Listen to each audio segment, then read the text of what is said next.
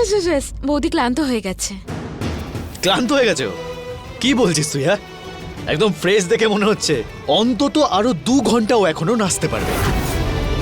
2 নয়, ওকে 3 ঘন্টা নাচাও, তাহলে গিয়ে বুঝতে পারবে যে কোমরের যন্ত্রণা কাকে বলে। কাজ করিয়ে করিয়ে কোমরে ব্যথা করে দিল আমার। আরে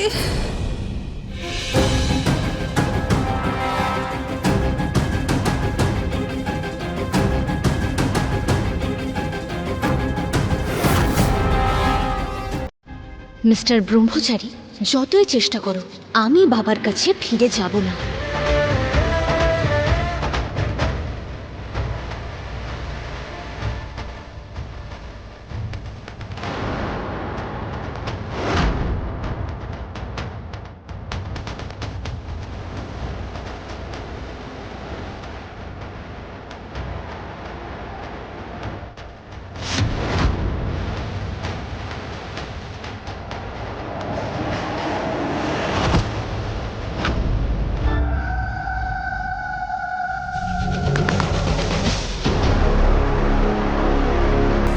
অসম্মান আর সমস্যা ভালো ভালো লোককে ভেঙে দেয়। ওর এই জেদও ভাঙবে আর ও নিজের বাড়ি অবশ্যই ফিরবে।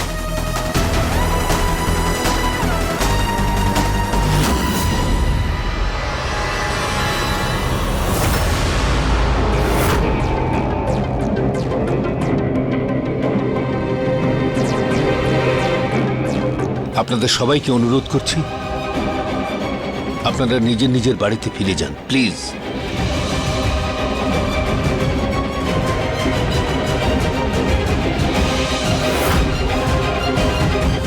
আর কত আর কত আর কত আর কত আর কতটা নিজেকে নিচে নামাবি তুই? শেষ পর্যন্ত পুলিশকে তো আনালি এই বাড়িতে, তাও মন ভরেনি তোর। এবারের সম্মান ধুলিস্যাৎ করবার জন্য এলাকার সবাইকে জড়ো করেছিস তুই। মারপিট, গুন্ডাগিরি, থানা পুলিশ এসব দেখার পরে এটাই বাকি ছিল? এই বাড়ির বউকে মানুষের সামনে তামাশা বানাবি তুই? এত সাহস, এত সাহস, এত সাহস হলো কি করে তোর? ওর ব্যথা লাগবে, ক্ষমা করে দাও ওকে। কাকা বাবু সরে যাও। আমাকে না আটকে ওকে থামানো উচিত ছিল, যখন এই বাড়ির সম্মান নষ্ট করছিল। খবরদার, খবরদার, কেউ যদি এর মাঝখানে আসো, আজ কেউ যদি মাঝখানে আসে আমার মরা মুখ দেখবে। মাঝখানে কেউ আসবে না।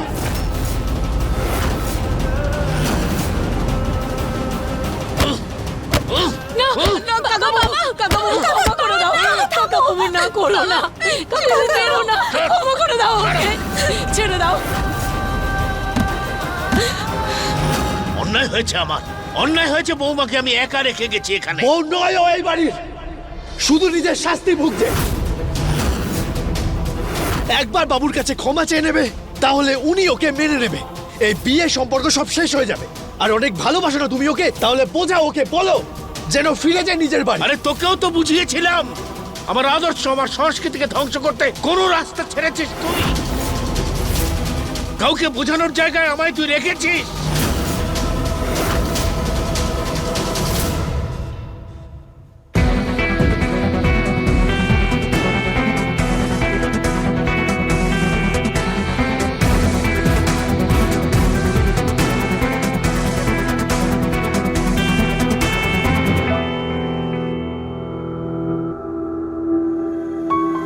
ওর খেয়াল রাখো তোমরা।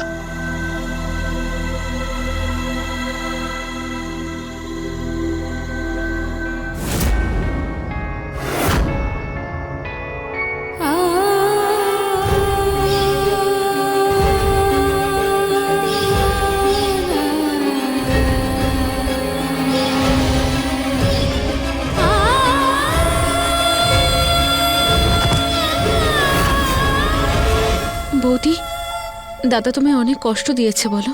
অন্যের ভুলের দোষ নিজের মাথায় নেওয়ার দরকার নেই কাভিয়া।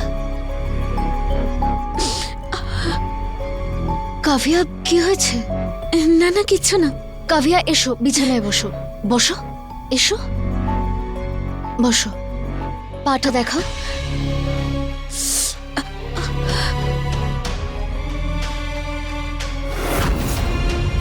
কাভিয়া এটা এটা কি করে হলো?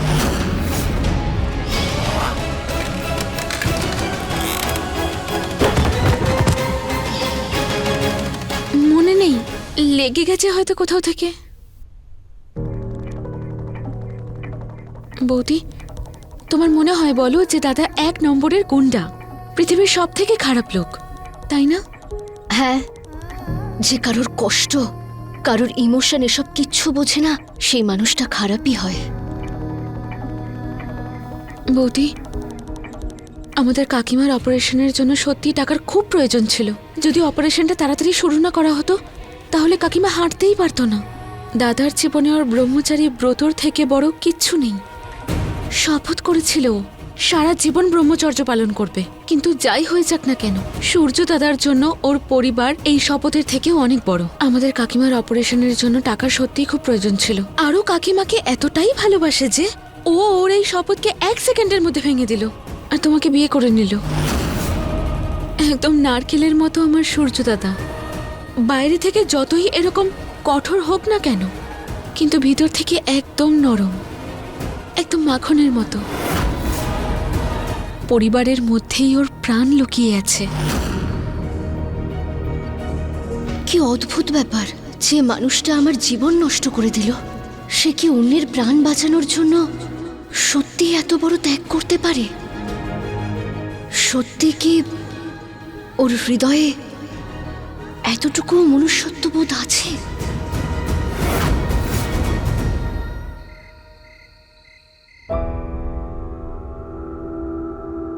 দাঁড়াও, আমি আমার বাড়ি ফিরে যেতে রাজি আছি।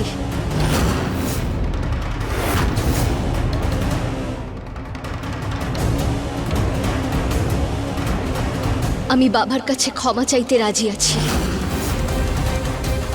কি তুমি সত্যি গোলাপ নিবাস গিয়ে বাবুর কাছে ক্ষমা চাইতে রাজি হয়ে গেছো? হ্যাঁ। কে কে কোথায় যাচ্ছে? বাড়ির প্রবলেম চলে যাচ্ছে। সত্যি সত্যি? ঈশা, তুমি কি সত্যি সত্যি তোমার বাবার বাড়িতে আবার ফিরে যেতে চাও? জেদের বশে ঠিক ভুল সিদ্ধান্তের থেকে বেশি প্রয়োজনীয় যেন জেদ অন্যের কষ্টের কারণ না হয়ে ওঠে। আমি চলে গেলেই সবার ভালো হবে।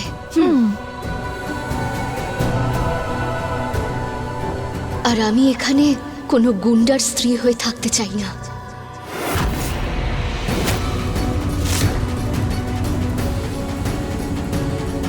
মা, এই সিদ্ধান্তে আমি তোমার সঙ্গে আছি। এই বাড়িতে সবার যেমন অধিকার আছে, তোমারও অধিকার আছে। শুধু এইটুকুই বলবো যে তোমার সব সংগ্রামে আমি তোমার সঙ্গে আছি।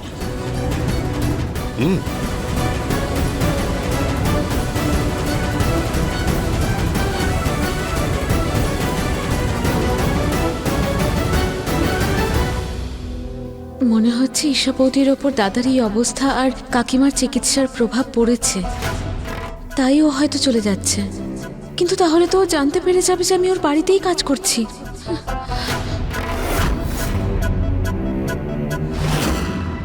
এত সহজে কিভাবে মেনে গেল? মিথ্যে বলে নতুন ঝামেলা তৈরি করতে চায় না তো? একটা কথা ভালো করে বুঝে নাও ঈশা, যদি এই সময় তোমার কোনো নতুন চাল সেরকম উদ্দেশ্য থাকলে আমি পুলিশের সামনে সব সত্যিটা বলে দিতাম।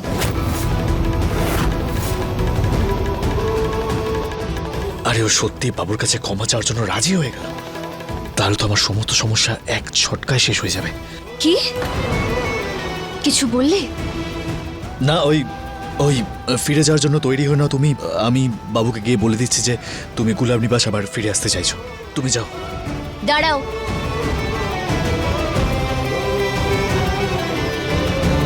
ভবিষ্যতে আমার দিকে এরকম আঙুল তুলে কথা বলবে না, বুঝেছো?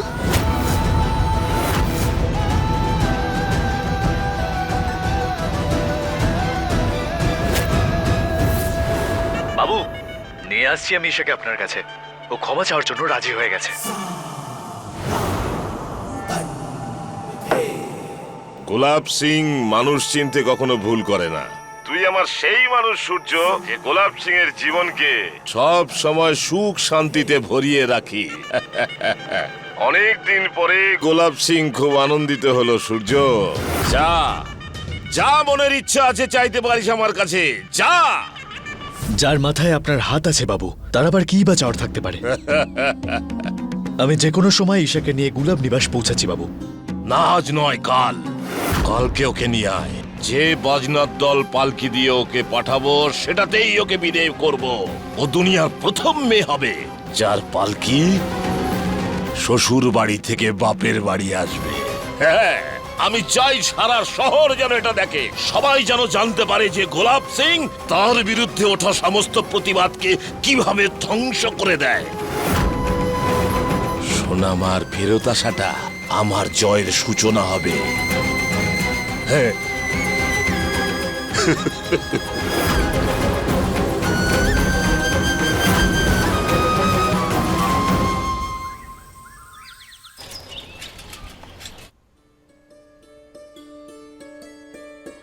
শ্রীকৃষ্ণ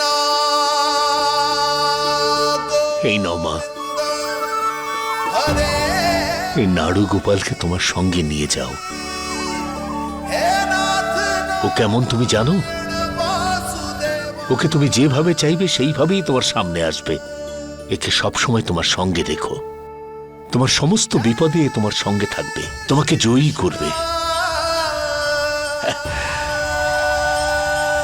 তোমাকে খুব মনে পড়বে আমার।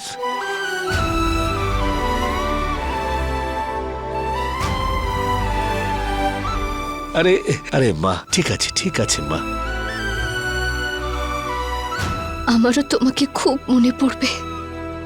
আমি কি তোমাকে মাঝে মাঝে ফোন করতে পারি? যখনই মনে হবে, যখনই মনে হবে, আমি খুব খুশি হব তাহলে।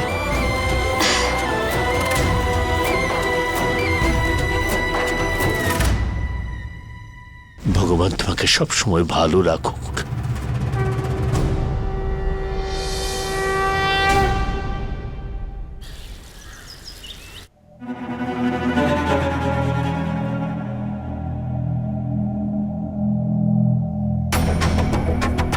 এই পালকির এত আয়োজন, এসব কেন বাবা? ছুটকে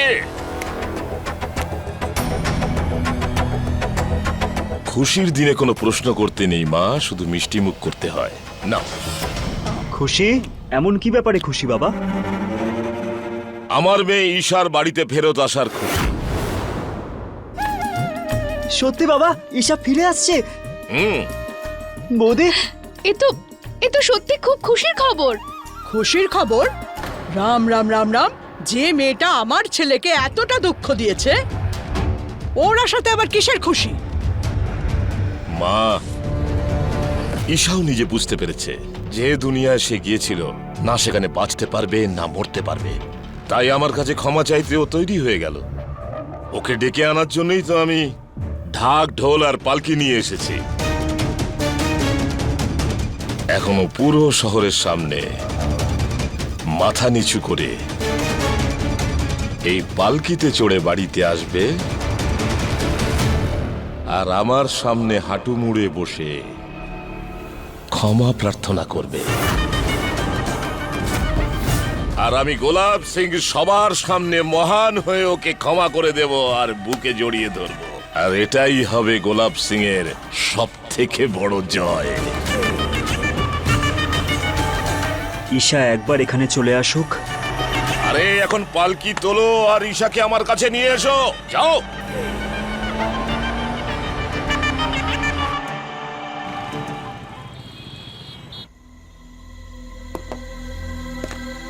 কাকাবাবু, হ্যাঁ, হসপিটালের সব ফর্মালিটিস গুলো হয়ে গেছে, এবার আমরা শাশুড়ি মাকে বাড়ি নিয়ে যেতে পারি। খুব ভালো। ভগবান, আজকালকার যুগে ভালো জামাই আর বাড়ির ভালো বৌমা, এই দুই পাওয়া বেজায় দুষ্কর। আর ঠাকুরের কৃপাতে আমি এই দুজনকেই পেয়েছি। ব্যাস, ওই মনিকার মধ্যে যদি একটুখানি গুণ থাকতো তাহলে বাঁচা যেত। সমস্ত জিনিস নিয়ে নিয়েছো? হ্যাঁ। এই ওষুধটাও রেখে দাও।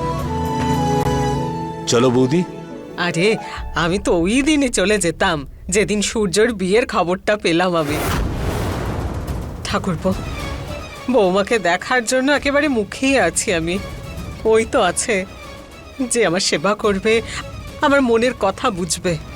আমার খেয়াল রাখবে, আমাকে দুধের সঙ্গে ওষুধ খাওয়াবে, আবার মাথায় তেল মালিশও করে দেবে, খুব ভালো মতো হাত পা টিপে টিপে দেবে।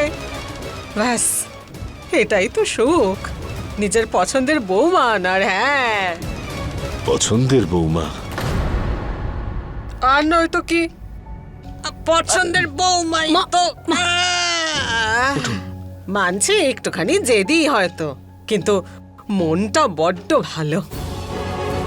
ছোটর থেকে তো দেখলাম একমাত্র ওই আছে যে আমার সূর্যের মন জয় করতে পারবে। ঠাকুরপো, তুমি দেখো, যে বিয়ে সূর্যর ব্রত ভাঙতে পেরেছে, সেই বিয়েই সূর্যর ভাগ্য বদলে দেবে।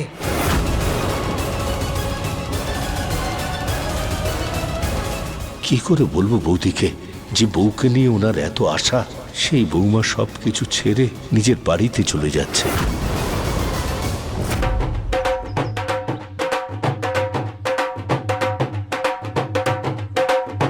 এ বান্টি, থামা ওদের।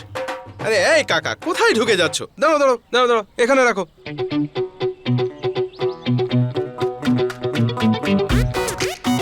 আরে রিয়ার সম্পর্ক সেদিন ভেঙে গিয়েছিল না, তাহলে এসব পালকি টালকি এসব কেন? আরে আপনারা নিজের চরকায় তেল দিন না, জান এখান থেকে।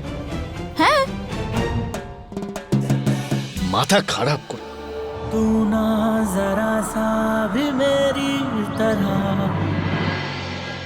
ফাইনালি আজ ঈশা বৌদি বাড়ি যাবে। আজ তো তুমি খুব খুশি, তাই না?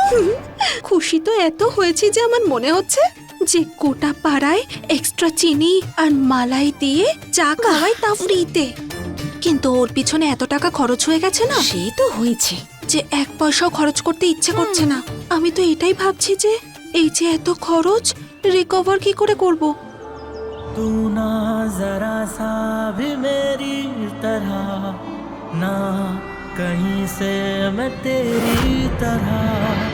ঈশা বৌদি তোর বাড়িতে চলে যাচ্ছে, কিন্তু আমি তাহলে ওখানে কাজে কি করে যাব এবার? যদি আমি ওখানে যাই আর ও যদি সবাইকে তারপর বলে দেয়, তাহলে তো বাবা আর কাকিমা খুব রাগ করবে আমার উপর। নিজের খেয়াল রেখো আর টাইম টু টাইম অয়েন্টমেন্টটা লাগিও। তুমিও।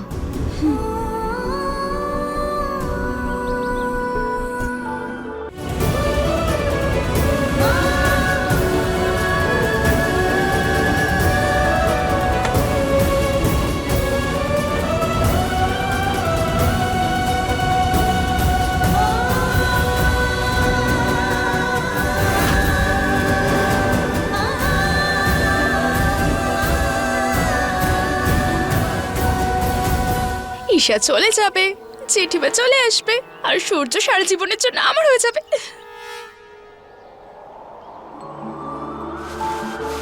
तू ना जरा सा भी मेरी तरह, ना कहीं से मैं तेरी तरह, मिलके भी दोनों हैं अजनबी।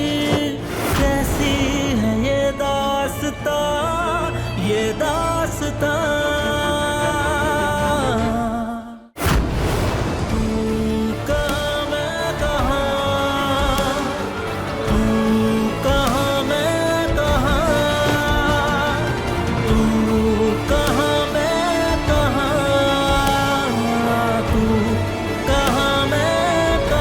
Thank you and sorry. Thank you তোমার এই সিদ্ধান্তের জন্য, আর সরি সেই সব কিছুর জন্য যেগুলো তোমার মনকে কষ্ট দিয়েছে। সরি আমিও বলতে চাই তোমাকে, কারণ আমি এখান থেকে যাওয়ার পরও তোমার সমস্যা কমে যাবে না, বরং বেড়ে যাবে। ছাড়তে আসবে না? না, বাবুজান যে তুমি নিজে ওনার কাছে যাও। किसी ने न जाना अलग है मिजाज एक दूजे से पर चल रहा कारवां, ये कारवां।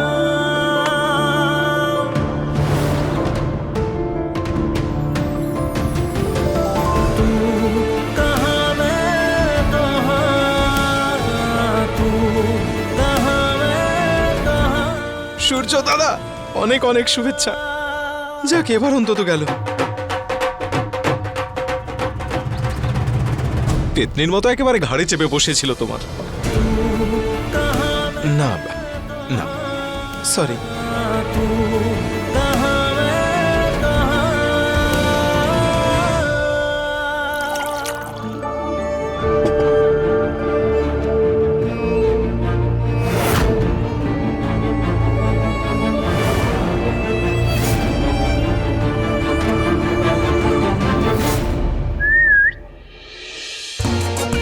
আরে দাদা, ভাবছিস কি? হ্যাঁ, আমি বলি কি, ঈশা বৌদির পালকি হয়তো বেশি দূর যায়নি, তুই বললে এখনই ফোন করে ওকে ডেকে নি। হ্যাঁ, তুই খুব মিস করছিস নাকি ওকে? হ্যাঁ, তুই চলে যা তাহলে ওর সঙ্গে, মাথা খারাপ করিস না আমার। ওকে। ঈশা একদম ঠিক সময় চলে গেছে এখান থেকে। জেঠিমা যে কোনো সময় যে কোনো মুহূর্তে এখানে চলে আসতে পারে। ওনার ঘরে যা আর ওনার বিছানাপত্র সব ঠিক করে গিয়ে যা, বুঝলি? এসব ভুলভাল কথা বলা বন্ধ কর।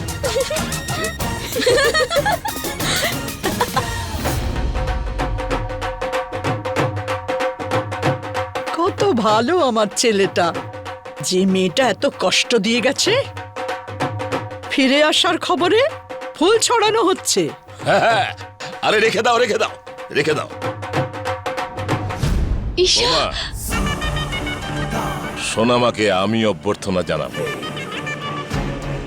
ওর হেরে যাওয়া মুখটা দেখার সব থেকে প্রথম অধিকার আমার।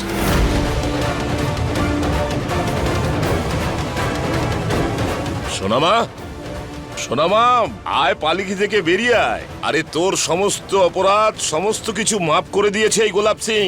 হ্যাঁ, আয় বাইরে আয়। ঈশামা, এই ঈশামা, আরে বাইরে আয়। ঈশা,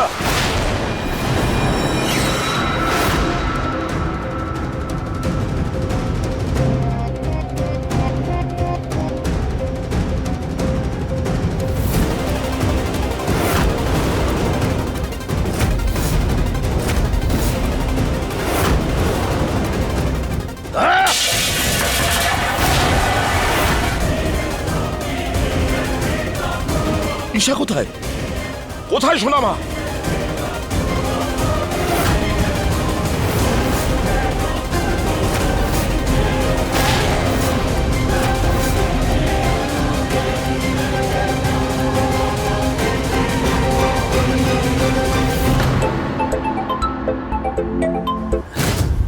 প্রণাম বাবু। ঈশা কোথায়? পালকে কি এখনো পৌঁছায়নি নাকি বাবু? খালি পালকি এখানে এসেছে, ঈশা নেই তার মধ্যে।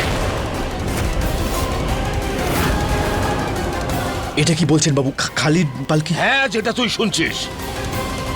ওর দায়িত্ব তোকে দিয়েছিলাম আমি। কোথায় ও? সূর্য থাকতে আপনার একদম চিন্তা করার কোনো প্রয়োজন নেই বাবু। আমি যে কোনো ভাবে ওকে খুঁজে বার করবার আপনার কাছে নিয়ে আসবো আমি। আপনি একদম চিন্তা করবেন না প্লিজ। তোর এতেই মঙ্গল হবে সূর্য, যে তুই যত তাড়াতাড়ি সম্ভব আমার কাছে ওকে নিয়ে আয়। যদি ওকে না পাওয়া যায় না, পেয়ে যাবেন বাবু, নিশ্চয়ই পেয়ে যাবেন বাবু। তাড়াতাড়ি কর।